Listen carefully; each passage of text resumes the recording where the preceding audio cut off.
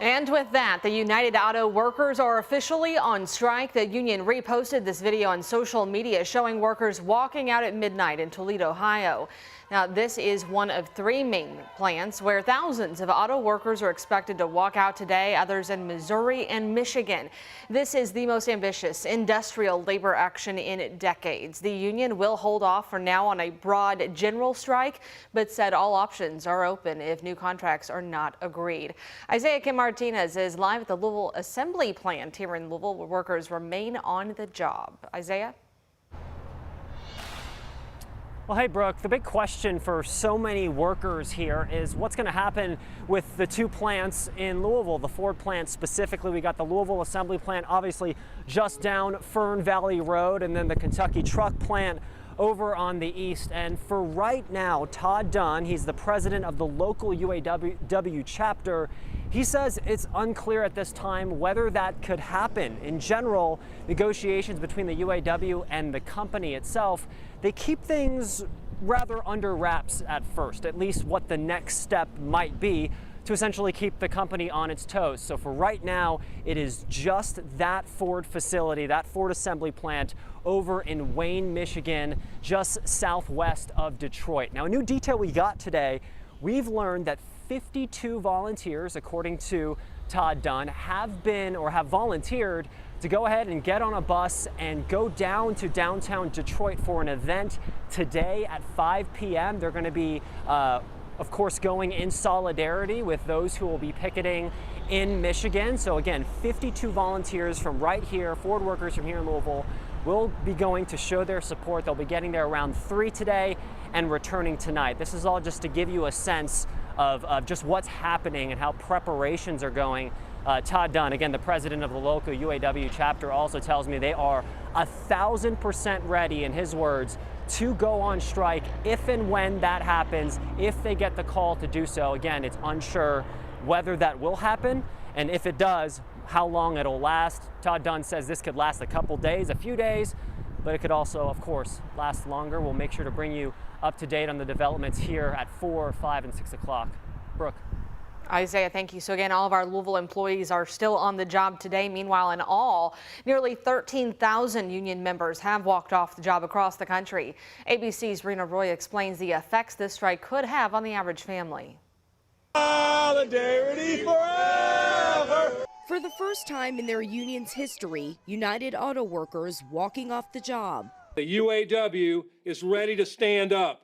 This is our defining moment. No deal reached last night despite weeks of negotiations between the union and the top 3 automakers in the U.S., GM, Ford, and Chrysler owner Stellantis. I was involved in the auto rescue in 2009, and the workers took major sacrifices at that time, and they want to be made whole. The union says so far 12,700 workers are on strike at a Ford plant in Michigan, a GM plant in Missouri, and an Ohio Stellantis plant. This strategy will keep the companies guessing. UAW members had been asking for a 40% pay increase. Instead, the company's offering half of that. We're putting a 20% gross wage rate increase, along with other bonuses that come as a part of that. So this is a very, very strong financial offer. I'm extremely disappointed and frustrated that we're on strike. The union also wants a return to pension plans, better retiree health care, and cost of living adjustments. Ford's CEO calling those demands unsustainable in an industry struggling to adapt to the future. We are one of the most important industries for jobs in America. Everyone will suffer, especially in the communities where we have plants. A Stellantis spokesperson adds they are disappointed with the UAW's decision to strike and will take steps to protect their North American operations and the company. And this strike could potentially affect the average consumer. If it lasts a while, dealers could run short on cars and prices could go up. Rena Roy, ABC News, Tepan, New York. You can learn when that deal is reached by downloading the free WHAS11 app or by visiting WHAS11.com. 3, 2, 1. There you go. Today, The grand reopening of the new Albanese historic Main Street. City leaders and construction crews were on hand to help cut that ribbon on that $6 million investment, which began last year. It included reconstruction of its underground infrastructure, from new water and sewer pipes to a stormwater installation. And once that was in place, the road was rebuilt with new sidewalks, lighting, and landscaping. The project was completed over a month ahead of schedule, though its timeline felt like forever and a day for some businesses who struggled to attract customers during all the construction and road closures. There's no doubt it was annoying to some of the businesses, but even though they were eager for us to hurry, at the end of the day, they appreciate the investment.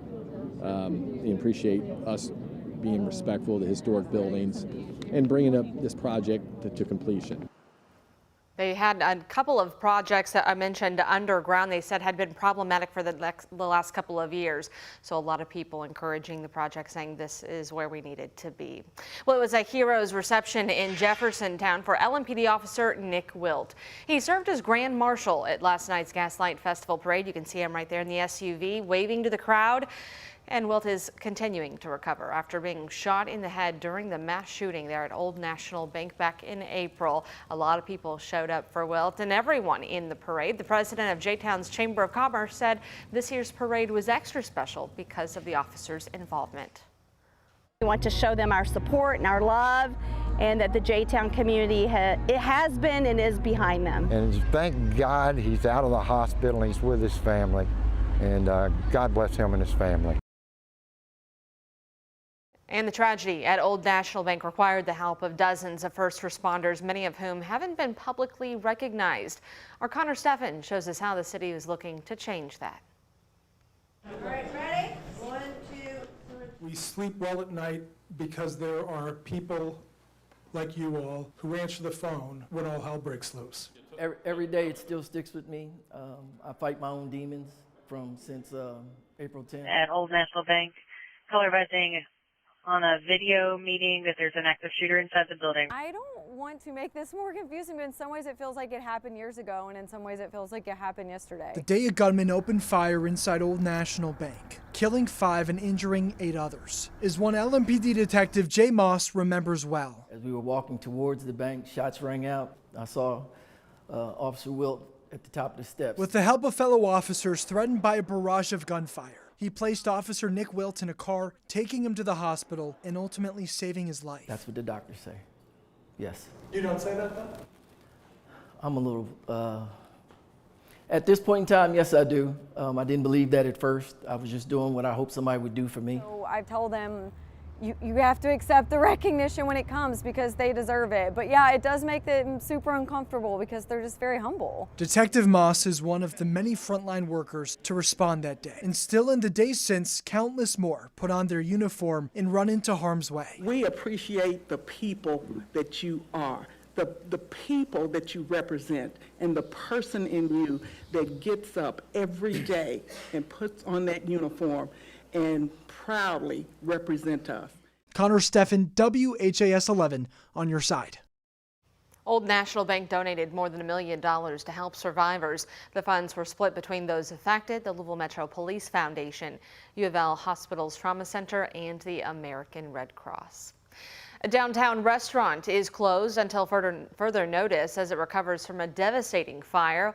Osaka is on the first floor of the building there on West Market Street, where the fire broke out late Wednesday night. The other 4 floors are vacant. LFD said 1 firefighter was hurt when a brick wall collapsed, but they're expected to be okay. Arson investigators continue working to determine the cause of that fire with help from the ATF.